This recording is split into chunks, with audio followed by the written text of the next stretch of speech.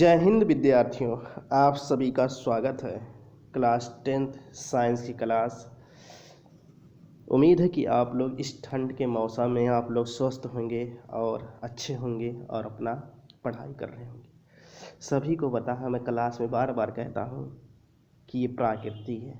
प्राकृतिक अपना काम कर रही है और हम अपना काम करेंगे। प्राकृतिक का काम ही है कि वो ठंड कि उसकी समय है, ठंड में अपना ठंड दिखा रही है और आपका काम है कि आप अपना परीक्षा की तैयारी करिए और अपने काम में लगे रहिए। तो आइए हम लोग क्लास 10th में साइंस का जो प्री बोर्ड हुआ था उसमें आप लोग देखे थे कार्बनिक यौगिक के 3 से 4 क्वेश्चन आपको मिले थे और 3 क्वेश्चन आपके तो पता ही है 16 नंबर का आया था। ठीक है, तो इनको एक बार रिवीजन कर लेते हैं ताकि आपके जो बोर्ड एग्ज़ाम हो उसमें अगर यदि क्वेश्चन ये आ जाए तो आप इसको आसानी से कर सकें। ठीक है, तो कुछ महत्वपूर्ण कार्बनिक यौगिक हैं और ये कार्बनिक यौगिक जो हो हैं आपके, ये दैनिक जीवन में आपके प्रयोग होते हैं, जैसे ईंधन के रूप में, दवाई के रूप में, प्लास्टिक के रूप में, पेंट, विस्फोटक, सुगंधियाँ, अपमार्जक इत्यादि वस्तु कार्बनिक यौगिक से बनाई जाती हैं। या हम कह सकते हैं कि ये व्यावसायिक रूप में महत्वपूर्ण 2 सरल यौगिकों के रूप में प्रयोग किए जाते हैं और ये आपके जो होते हैं एथेनॉल और एथेनोइक अम्ल। एथेनॉल आपका वही है जो हम क्या कहते हैं, एल्कोहल कहते हैं। ठीक है, और एथेनोइक आपका सिरका हो गया, एसिटिक अम्ल हो गया। इन्हीं के बारे में आपके दो हैं और ये आपके सिलेबस में है तो इन्हीं को हमें पढ़ना है। इससे 2-3 क्वेश्चन बन जाएंगे और आपसे क्वेश्चन विधि के बारे में पूछ लिया जाएगा। रासायनिक सूत्रों के नाम, रासायनिक नाम लिखिए, इनके उपयोग लिखिए, ये सब आपके एग्जाम में आएगा। छः नंबर का एक क्वेश्चन होता है और एक 4 नंबर का क्वेश्चन होता है, तो ऐसे आपके 1 नंबर का भी क्वेश्चन बनता है। तो आइए देखते हैं, इसके बारे में अध्ययन कर लेते हैं। Ethyl alcohol. एथिल अल्कोहल क्या है? एथिल अल्कोहल या एथेनॉल C2H5OH है। इसका संरचना सूत्र है, संरचना सूत्र आप पढ़ चुके हैं, IPAC नाम आपको बताया गया है, आप वहाँ पे देख सकते हैं। इसका जो है ये आप स्ट्रक्चर देख सकते हैं। ठीक है, इसका CH3 bond, CH2 bond, OH, ये OH आपको पता ही है फंक्शनल ग्रुप होता है। C2H5OH होता है। जो OH होता है ये संतृप्त हाइड्रोकार्बन होता है और आता है इसमें एल्कोहलिक समूह भी होता है। इसको देखो, इसका जो IUPAC पद्धति में इसका नाम होता है एथेनॉल। ये आपका इम्पोर्टेंट है। ठीक है, आइए इसको देख लेते हैं। ये सुगंधित तेलों में भी प्रयोग किया जाता है, फलों एवं एस्टरों के रूप में भी प्रयोग किया जाता है। एथिल अल्कोहल को प्रायः स्टार्च युक्त अन्य पदार्थ से बनाया जाता है, अतः व्यापार इसे अन्य अल्कोहल भी कहते हैं। अब आपको बता दूं, ये जो एथिल अल्कोहल है, ये वर्ल्ड में कोई ऐसा प्राणी नहीं है जो एथिल अल्कोहल ना पिया हो।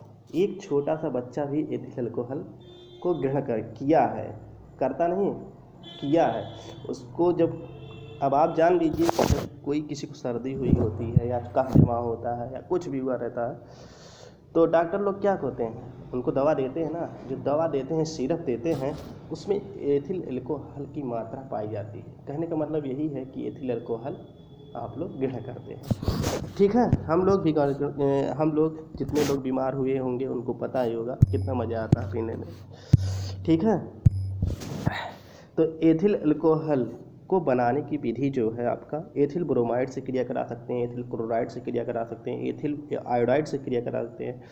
अब एथिल ब्रोमाइड में किससे क्रिया कराएंगे? जलीय QH, पोटेशियम POH से क्रिया कराएंगे तो आपका NaOH से क्रिया करा सकते हैं। तो इनसे हम क्रिया कराएंगे तो हमें एथिल अल्कोहल प्राप्त होगा। एथिल ब्रोमाइड से क्रिया जब कराते हैं तो KOH जलीय विलयन प्राप्त होता है और एथिल अल्कोहल बनता है और KBr आपको भी प्राप्त होता है।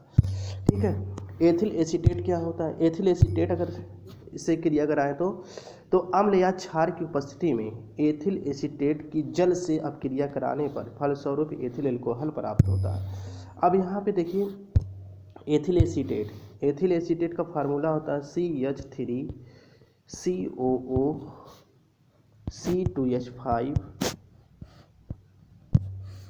इतना होता है, ठीक है। ये एथिल एसीटेट का सूत्र है। अब इसी में एथिल एसीटेट में हम लोग जल से क्रिया करा रहे हैं। जल से जब क्रिया कराएंगे तो ये जो आपका होगा OH, ये पूरा क्या होगा, ये पूरा OC2H5 प्लस H, ये दोनों बाहर निकल जाएंगे। किसके रूप में, किसके रूप में निकलेंगे, एथिल एल्कोहल के रूप में निकलेंगे, ठीक है। और जो बचा कुचा है वो क्या होगा, वो बन जाएगा, क्या क्या बचा है, CH3 बचा है, COO बचा है और OH यहाँ पे। तो CH3 COH ये सब एसिटिक अम्ल है, ठीक है। ये सब क्या है, एसिटिक अम्ल है। ये आपका एसिटिक अम्ल बन के आया और एथिल एल्कोहल हमें प्राप्त करना था। तो इस अभिक्रिया से हम लोग अम्ल एवं क्षार का उत्प्रेरक कार्य कर सकते हैं। अब आगे है किण्वन। किण्वन द्वारा हम लोग क्या, किण्वन द्वारा आप सभी को पता है किण्वन क्या होता है, एक बैक्टीरिया होती है जिसे हम क्या करते हैं, दूध का फाड़ना कराते हैं, दही का जमना हम करवाते हैं, गोश्त और पनीर आदि हम इसके रूप में प्रयोग करके आप इस कन्वर्ट कर देते हैं। जैसे दूध आप लोग जानते हो, दूध जब आपका गर्म किया जाता है, गर्म करने के बाद आपको दही अगर बनाना होता है तो हम पूरा ना जोरन, जिसे हम जोरन गांव की भाषा में जोरन उसको बोलते हैं, तो उसको डाल देने पे हमारा दही क्या हो जाता है, कुछ देर के बाद आपका क्या होता है, वो कन्वर्ट हो जाता है। किस में कन्वर्ट होता है, दही में कन्वर्ट हो जाता है। और आगे देखते हैं फिर क्या होता है, कुछ समय बाद दुर्गंध आना तथा गन्ने से रस से शराब और सिरके का बनाना किण्वन के उदाहरण है। किण्वन की क्रिया, किण्वन की क्रिया जो होती है वो किण्वों के से प्राप्त कुछ जटिल नाइट्रोजन युक्त कार्बनिक यौगिक उत्प्रेरक के रूप में कार्य करते हैं। इन यौगिकों को एंजाइम कहते हैं। एथिल एल्कोहल शर्करा युक्त स्टार्च युक्त पदार्थों के किण्वन द्वारा भी प्राप्त किया जाता है। अब यहाँ पे देख लीजिए एथिल एल्कोहल किण्वन क्या होती है। अब यहाँ पे देखिए सुक्रोज, सुक्रोज जो होता है वो क्या होता है, वो फ्रक्टोज भी, सुक्रोज जो होता है फ्रक्टोज, अगर हम जल से क्रिया कराएं तो फ्रक्टोज और ग्लूकोज बनता है। अगर हम सुक्रोज का फार्मूला हमसे पूछ लिया जाए तो क्या होगा, C12H22O11, यही आपका सुक्रोज का सूत्र होता है। सुक्रोज का फार्मूला क्या हो गया, रिवीजन करिए एक बार, C12H22O11 होता है, ठीक है। आगे देखते हैं इसकी अब क्रिया करा लेते हैं। तो सुक्रोज का हम जल में जब क्रिया कराएंगे तो ये बनेगा आपका ईस्ट से, इसमें ईस्ट मिला देंगे तो आपका जो होगा ग्लूकोज बनेगा। ग्लूकोज क्या फार्मूला का C6H12O6 होता है और फ्रक्टोज का भी वही सूत्र होता है। ये दोनों अलग अलग निकलेंगे, ठीक है, फार्मूला तो सेम होता है। अब इन्हीं चाहे फ्रक्टोज और चाहे ग्लूकोज को हम फिर से जाइमेस ईस्ट से क्रिया कराएंगे, ठीक है, तो हमें क्या मिलेगा, एथिल एल्कोहल मिलेगा और कार्बन डाइऑक्साइड मिलेगा। आगे देखते हैं स्टार्च युक्त पदार्थ से के किण्वन में निम्नलिखित अपक्रिया होती है। स्टार्च, स्टार्च का फार्मूला यही होता है C6H10O5 का होल n होता है, ये स्टार्च का फार्मूला। अब इसमें n कितना पानी मिलाना है ये आपके ऊपर डिपेंड करता है, हम पानी कितना मिला देंगे। इसके बाद ये निष्कर्ष कराएंगे, माल्ट निष्कर्ष कराएंगे तो आपका माल्टोज मिलेगा, ठीक है। माल्टोज का सूत्र क्या होता है ये आपको बायो में पढ़ाया गया होगा। माल्टोज C12H22O11 होता है, ठीक है। अब माल्टोज को भी हम क्या करा दें, जल से क्रिया करा देते, फिर हमें वही ईस्ट मिलाना है, आपका क्या मिलेगा, ग्लूकोज मिलेगा। ग्लूकोज मिलेगा, अब फिर हम ग्लूकोज क्या करेंगे, फिर ईस्ट करा देंगे, फिर आपका क्या मिल जाएगा, एथिल एल्कोहल और कार्बन डाइऑक्साइड मिलेगा। इस रिएक्शन को हम कंपेयर करा लेंगे, यानी कि इसके सभी अणुओं को हम बराबर बराबर देखते हैं, एक साइड इधर लेफ्ट और राइट दोनों को हम लोग कंपेयर करा के सभी अणुओं को बराबर कर लेंगे। अब फिर से एक बार देख लेते हैं स्टार्च। स्टार्च को हमने एक बार क्या किया, स्टार्च हो गया, स्टार्च का फार्मूला पता हमें C6H10O5 होता है, इसका होल n होता है और यहाँ पे 2 आ गए, इसको हमने 2 इसलिए लगाया गया है ताकि दोनों तरफ बराबर हो जाए। पानी कितनी मात्रा में लेना है, ये आपको ये दोनों को रिएक्शन करवाना है, ये स्टार युक्त पदार्थ के टेबल को हमें कराना है। अब डाइस्टेट क्या है, डाइस्टेट से हम माल्ट निष्कर्ष करेंगे, ठीक है, यानी कि ईस्ट हम मिलाएंगे तो इसमें आपका माल्टोज मिलेगा, फिर माल्टोज में हम जल को मिलाएंगे तो ईस्ट से क्रिया कराएंगे, फिर आपको ग्लूकोज मिलेगा, फिर ग्लूकोज को हम लोग इसमें ईस्ट मिला के उसके बाद एल्कोहल प्राप्त कर लेंगे और कार्बन डाइऑक्साइड मिलेगा। इसके भौतिक गुण क्या है, इसके भौतिक गुण आपके हैं, यह रंगीन तथा मीठी गंध वाला द्रव है, इसका स्वाद तीक्ष्ण होता है। जो एल्कोहल पिया होगा या सिरप पिए होंगे आप लोग, तो सिरप जब पीते होंगे तो आपको मीठी मीठी लगती है, लेकिन जैसे ही गले की तरह गले से निकल नीचे आती है वो आपको कड़वाहट टाइप लगती है, ठीक है। एथेनॉल कमरे के ताप पर द्रव अवस्था में होता है, इसका क्वथनांक 78.2 डिग्री सेल्सियस होता है। यह वायु में हल्की नीली ज्वाला के साथ जलता है, इसको जलाने पर ये नीली टाइप की जलेगी, इसकी जो मतलब नीली जो प्रकाश होगा टाइप दिखेगा। यह जल तथा कार्बनिक विलायकों में मिश्रण किया था, सभी को पता है कि इसको जल में मिला के पिया जाता है एल्कोहल को। अब इसके रासायनिक गुणधर्म, यही क्वेश्चन आया था, ऐसे 3 समीकरण और इसके उपयोग पूछे गए थे। तो पहले हम क्या करेंगे, एथिल एल्कोहल से हम इसके रासायनिक गुण एथिल एल्कोहल को लेंगे और उसमें क्षार धातु से अपक्रिया कराएंगे। तो जैसे आपका हो गया सोडियम और पोटेशियम धातु से जब अपक्रिया करके यह हाइड्रोजन मुक्त करता है, तो एथिल एल्कोहल में सोडियम से हम क्रिया कराएंगे तो सोडियम एथॉक्स और हाइड्रोजन बनेगा। सिंपल सी है, जो आपका यहाँ पे H है वो क्या हो जाएगा, प्लस है, और H ओ ये जो आपका हो जाएगा C2H5O ये माइनस हो जाएगा, C2 यहाँ पे देख लेते हैं, C2H5O ये माइनस हो जाएगा और बनेगा, और यहाँ पे क्या होगा, H प्लस हो जाएगा। अब हम H से क्रिया करते हैं, N से क्रिया कराएंगे तो N प्लस होता है, ये क्या होता है, ये प्लस और माइनस के साथ चला जाएगा और ये हाइड्रोजन क्या हो जाएगा, बाहर निकल जाएगा। अब इनको हम समीकरण को हमें हाइड्रोजन प्राप्त करना है तो H2 हम बना देंगे इसको, ठीक है। तो आपको क्या मिल गया, सोडियम एथॉक्साइड, ठीक है, और आपको हाइड्रोजन मिल गया। अब इसको हम क्या करते हैं, इन दोनों को बराबर कर लेते हैं। तो हाइड्रोजन यहाँ पे 2 था, इसको 2 बना लिए, 2 से गुणा किया गया। अब C4 हो गया तो यहाँ पे C4 बनाना, यहाँ पे H10 हो गया तो H10 भी हो गया, यहाँ पे 2 सोडियम बन गया तो सोडियम 2 हो गया, ऑक्सीजन 2 है तो ऑक्सीजन भी 2 हो गया, हाइड्रोजन 2 ही हो गया। अगला है रिएक्शन एसिटिक अम्ल से क्रिया कराएंगे। एसिटिक अम्ल मतलब जानते हो ना, सिरका, सिरके से क्रिया कराएंगे। तो एसिटिक अम्ल से अपक्रिया करके यह एथिल एसीटेट बनाता है। यह अपक्रिया सांद्र H2SO4 की कुछ बूंदों की उपस्थिति में संपन्न होती है, जो उत्प्रेरक के निर्जलीकरण कारक दोनों को कार्य करता है। तो एसिटिक अम्ल CH3COOH और प्लस में एथिल एल्कोहल को मिलाएंगे, दोनों को मिलाएंगे और सांद्र H2SO4 की कुछ बूंदें उसमें डाइल्यूट H2SO4 मिला देंगे। तो आप यहाँ पे देख रहे हैं, जो यहाँ पे OH जो है, ये आपका OH जो है, यहाँ का OH, यहाँ का OH और H यहाँ से निकलेगा, ठीक है। ये आपका अभी ऊपर बताया गया, ये माइनस हो जाएगा, ये प्लस हो जाएगा। अब ये क्या हो जाएगा, ये माइनस वाला OH पे माइनस होता है, पता है ना। अब ये वाला कहाँ पे प्रतिस्थापित हो जाएगा, इस एसिटिक इस जो आपका H जो होगा, देख लीजिए एक बार, CH3COO ये आपका माइनस हो गया और H क्या हो गया, प्लस हो गया, और C2H5 ये क्या हो गया आपका, प्लस हो गया, और OH क्या हो गया, माइनस हो गया। ये माइनस किसके साथ, प्लस के साथ, ये प्लस किसके साथ, माइनस के साथ। ये अब क्रिया करा लेंगे, ठीक है।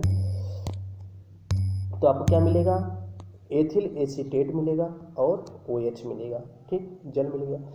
एसिटिक अम्ल की भांति अन्य कार्बोक्सिलिक अम्लों की एथिल अल्कोहल से अपक्रिया इसी प्रकार, जितने भी कार्बोक्सिलिक अम्ल होंगे वो सभी इसी प्रकार अपक्रिया करेंगे। एस्टर सामान्य नाम वाले यौगिक प्राप्त होते हैं तथा इस अपक्रिया को एस्टरीकरण कहते हैं। स्टिरीकरण का आप सभी को पता होगा, स्टिरीकरण हम लोग जानते हैं, वो भी एक क्या है, फंक्शनल ग्रुप है। एसिटिक एस्टर आपको बताया गया है, एस्टर आपको बताया गया है। एस्टर की संरचना क्या होती है, आर होता है, बांड सी होता है, डबल बांड ओ होता है, बांड सी होता है, बांड आर डैश होता है। ये आपके एस्टर का संरचना है। ठीक है, आगे पढ़ेंगे, जब हम आगे एसिटिक अम्ल पढ़ेंगे तो उसमें आप एक एस्टिरीकरण आता है तो उसको पढ़ेंगे। अब आगे देखते हैं क्या है।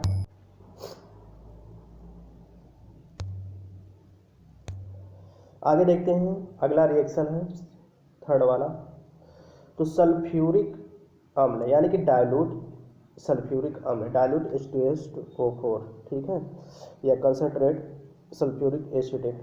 तो सांद्र H2SO4 के साथ 140 डिग्री सेल्सियस पर गर्म करने पर डाई एथिल ईथर मिलता है। ठीक है, तो एथिल अल्कोहल को हम डाइल्यूट H2SO4 या सांद्र H2SO4 पर हम क्रिया कराते हैं तो हमें क्या मिलेगा, जो OH होगा, OH किसके साथ, एक हाइड्रोजन के साथ क्रिया करा के जल बना लिया, जल बनाने के बाद और जितने कंपाउंड बचे हैं वो क्या हो गया, एथिल हाइड्रोजन सल्फेट बना लिया। ठीक है, एथिल हाइड्रोजन सल्फेट बना लिया। ठीक, एथिल हाइड्रोजन सल्फेट को हम फिर क्या करेंगे, फिर हम अल्कोहल से क्रिया कराएंगे, फिर एक बार क्रिया कराएंगे एथिल हाइड्रोजन सल्फेट को, फिर एक बार क्रिया कराएंगे, किससे, एथिल अल्कोहल से क्रिया कराएंगे, फिर 140 डिग्री सेल्सियस पर कराएंगे तो हमें डाई एथिल ईस्टर मिलेगा और हमें H2SO4 फिर से बाहर प्राप्त होगा।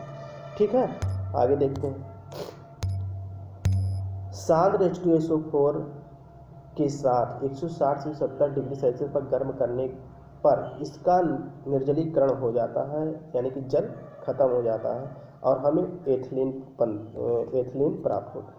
तो H2SO4 में हम क्या मिलाएंगे, एथिल अल्कोहल मिलाएंगे, यानी कि C2H5OH। तो हमें क्या मिलेगा, क्या मिला था अभी ऊपर मिलता एथिल हाइड्रोजन सल्फेट, ये आपका क्या है, एथिल हाइड्रोजन सल्फेट है।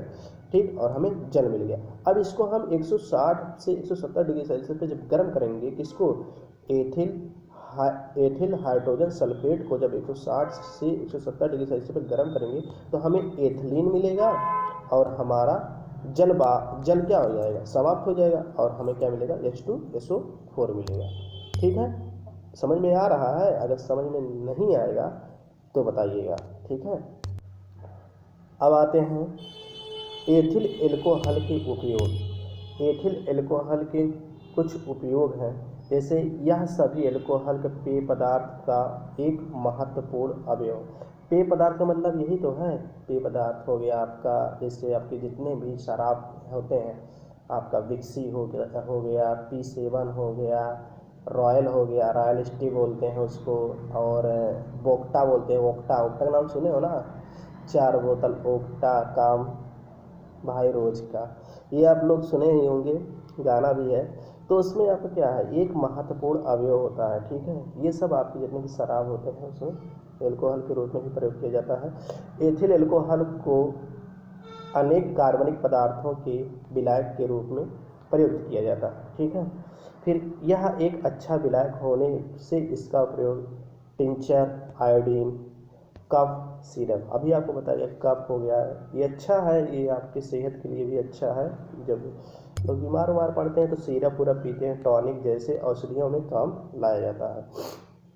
फिर आपका क्या है, फिर आपका एथिल अल्कोहल का प्रयोग ईथर, क्लोरोफॉर्म, जैसे क्लोरोफॉर्म होता है ना, क्लोरोफॉर्म किसी को सुहाने उहाने के लिए जो बनाया जाता है, क्लोरोफॉर्म में बेहोश वोश करने के लिए, तो कई प्रकार में प्रयोग किया जाता है, निर्माण किया जाता है। सुगंधित होता है, रंजक होता है, सुगंधित पदार्थों एवं अन्य कई पदार्थों में के निर्माण में किया जाता है। सुगंधित का मतलब जैसे आपका कोई हो गया, साबुन हो गया, साबुन में क्या होता है, सुगंध जो आती है, सुगंध किसकी सुगंध डालें, कोई सुगंध उसको बनाने के लिए हम डाल देते हैं। तो एथिल अल्कोहल का उपयोग प्रयोगशाला में अभिकर्मक के रूप में भी किया जाता है। ठीक है, आगे चलते हैं। आगे चलने का मतलब ये है कि एक टॉपिक आपका यहाँ पे क्लियर हो गया है, तो आज यहीं पे हम इसको समाप्त करते हैं। क्लास अगर अच्छी लगी हो तो शेयर और सब्सक्राइब करिएगा। चैनल को सब्सक्राइब एंड शेयर कर दीजिएगा। और ठीक है, धन्यवाद। और इसको अच्छे से रिवीजन कर लीजिएगा, ये आपके एग्ज़ाम के लिए महत्वपूर्ण है। ठीक है, धन्यवाद।